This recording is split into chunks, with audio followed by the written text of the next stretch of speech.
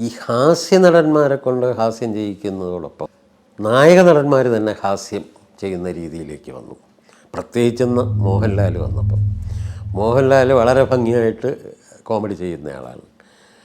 പണ്ട് വന്ന നടന്മാരിൽ മധു നല്ല കോമഡി ചെയ്യുന്നയാളായിരുന്നു. അദ്ദേഹം നാടകരംഗത്ത് കോമഡിയായിരുന്നു. അന്ന് അദ്ദേഹം പറയാറുണ്ട്, അടൂർ ഭാസിയും അദ്ദേഹവുമായിരുന്നു തിരുവനന്തപുരം നാടകവേദിയിലെ കോമഡി ജോഡികളെന്ന് പറയാറുണ്ട്.